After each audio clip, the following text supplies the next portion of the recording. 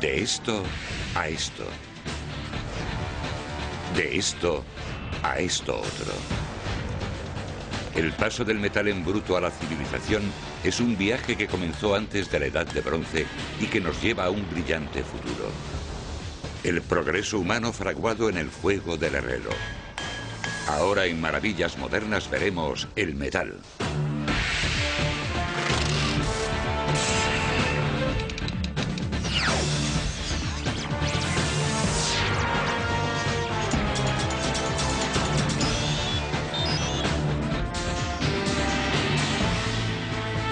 El metal. Fuerza bruta. Metal forjado. Si combinamos estas dos fuerzas de los elementos, obtendremos como resultado la civilización. La propia estructura de nuestro mundo construido se ha forjado a partir de esos elementos básicos. La cadencia de nuestro progreso se encuentra en el ponderado sonido del martillo de herrero. Nuestros vertiginosos rascacielos, nuestros robustos puentes y los enormes transatlánticos, nuestros aviones y cohetes. No podemos escapar al poder y la necesidad del metal. Es la materia natural a la que hemos dado forma para levantar las más impresionantes estructuras realizadas por el hombre. Hemos llegado a un punto en la historia en el que el metal se ha infiltrado en todos los aspectos de nuestra vida. Es muy difícil eludir el hecho de que probablemente sea el material principal que utilizamos como extensión de nosotros mismos. Los metales tienen unas características que resultan ideales para casi todo aquello que hace que el mundo moderno sea moderno. Algunos conducen el calor o la electricidad. Otros se dejan convertir fácilmente en alambre. Algunos son resistentes a las resquebrajaduras y roturas. Muchos brillan o demuestran tener una fuerza impresionante al combinarse con otros elementos. Y una buena parte de ellos admite que se les dé forma. El metal es un material muy resistente, un material al que tengo que engatusar, con el que tengo que luchar y con el que debo alcanzar compromisos para poder manipularlo, doblarlo a mi gusto para hacer lo que quiero hacer con él. Los metales están en todas partes, no solo en aquello que obviamente está hecho de metal, como los pilares de acero y las latas de aluminio. El calcio de nuestros dientes y nuestros huesos y el silicio del cristal también son metales cuando se encuentran en estado puro. Los metales constituyen los 2/3 de todos los elementos conocidos. Un elemento está formado por protones, neutrones y electrones que constituyen un átomo que no puede ser reducido a otras sustancias. Todos los elementos están catalogados en la tabla periódica, que enumera cada elemento en una escala ascendente basándose en su número atómico o número de protones y electrones que constituyen sus átomos. En la tabla periódica se agrupan en filas. La última columna de la tabla periódica alberga los elementos nobles que son muy estables. Es como si el resto de los elementos quisieran ser como ellos. Pueden conseguirlo renunciando a un electrón o a más de uno, perdiendo electrones. Nuestra definición de los metales dice que son elementos agrupados sobre todo en la zona inestable de la tabla periódica. Son capaces de renunciar a un electrón para establecer enlaces con otros elementos. La clave de los metales es precisamente esa capacidad de establecer enlaces con otros elementos y compuestos con el fin de formar sustancias llamadas aleaciones, con propiedades completamente nuevas y únicas. Por ejemplo, el hierro se convierte en óxido ferroso u orín cuando forma enlaces con el oxígeno del aire. Como el oxígeno está presente en el medio que nos rodea, la mayoría de los metales no se encuentran en su forma metálica, en su forma pura. Los encontramos en forma de óxido, se han enlazado con el oxígeno. Los metales forman aleaciones con muchos otros elementos además del oxígeno. De hecho, las aleaciones suelen exhibir propiedades que las convierten en algo más que la simple suma de sus partes elementales. Mucha gente habla del acero, pero existen muchos tipos. En el acero hay hierro, pero también muchas otras cosas. Y si cambiamos la composición, cambiaremos las propiedades. Para nuestros antepasados, definir un metal resultaba más sencillo.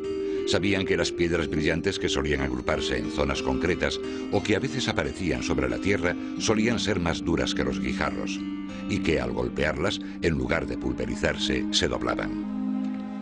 Según los arqueólogos, a finales de la Edad de Piedra, hace más de 6.500 años, el primer metal manipulado por el hombre seguramente fue el cobre, ya que podía encontrarse en depósitos en cualquier lugar del mundo e incluso, a veces, aparecía fijado sin mucha fuerza en el suelo o en afloramientos.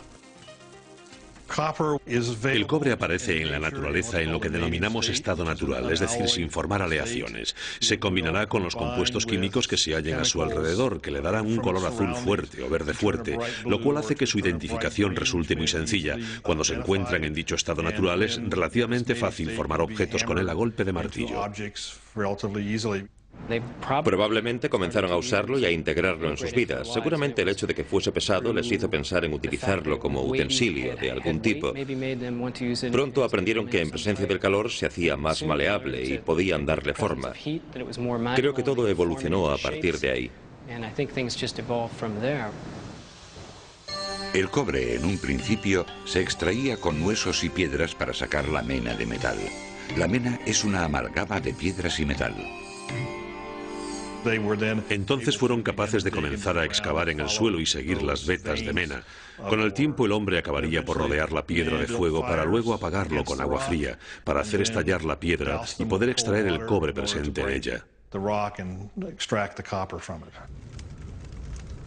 Los pedazos de mena se reunían y fundían o calentaban hasta alcanzar la temperatura de fundición del metal, normalmente en un contenedor de cerámica resistente al calor. En el caso del cobre, que funde a una temperatura relativamente baja de 1083 grados centígrados, el proceso no era muy difícil.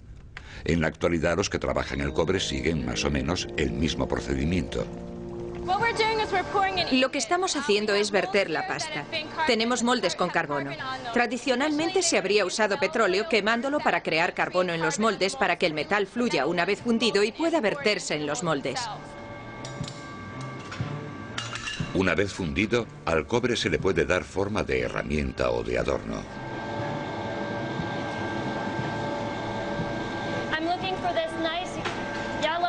Cuando consigo este brillo amarillento, lo cepillo para asegurarme de que no queda óxido ni suciedad. Entonces lo traigo aquí para que ellos lo golpeen con la almadena.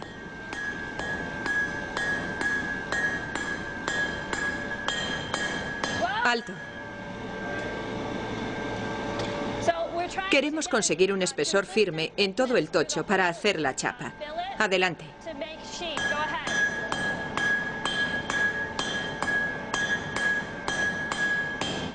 Alto.